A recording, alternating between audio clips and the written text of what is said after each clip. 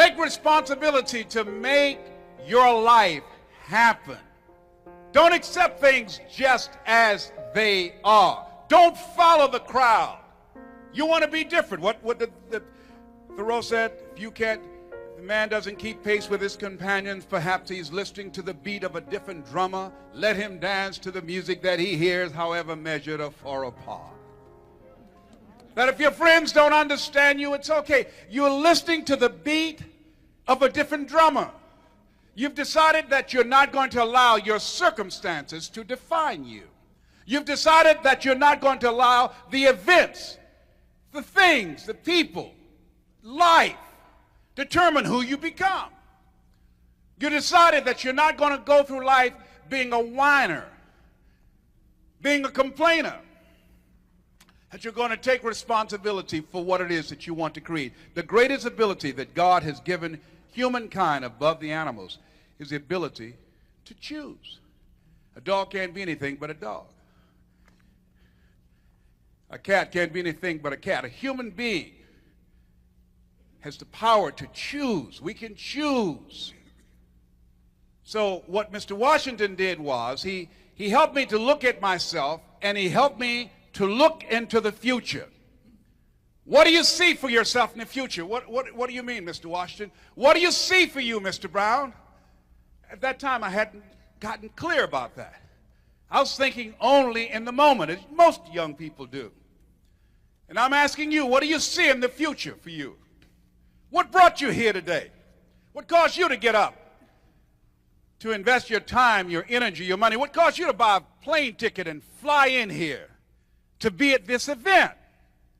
What is it that you're looking for? I'll never forget Warren Gresham, a speaker out of New York, one of the most powerful speakers I've heard in the National Speakers Association.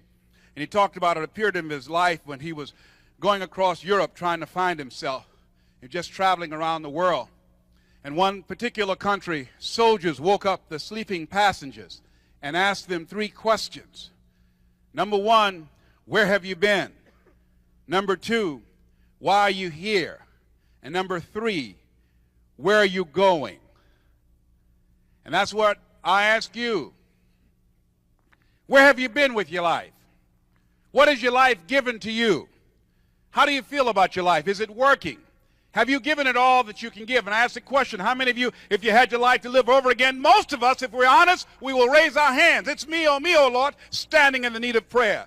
Yes, Lord, it's me. Now, I know I came up in some rough times. Yes, it's true. I was born on a floor in an abandoned building with a twin brother. Yes, I don't know my mother and father. No, I've never seen them. Yes, I was labeled educable mentally retarded. No, I don't have a college education. Yes, I was raised poor, but we didn't know that we were poor. We had a lot of love. Mama did what she could with what she had. Mama did day's work. She worked in the M&M cafeteria. You could look at my life and you could perhaps say that my life has been a failure. But we had happiness. We had each other. No, I wasn't raised on Miami Beach. No, I don't have an exciting life like a lot of people that you could look at me at different stages of my development. But here's what I know, that all of us can look at where we want to go. We look at where we've been, look at what brought us here.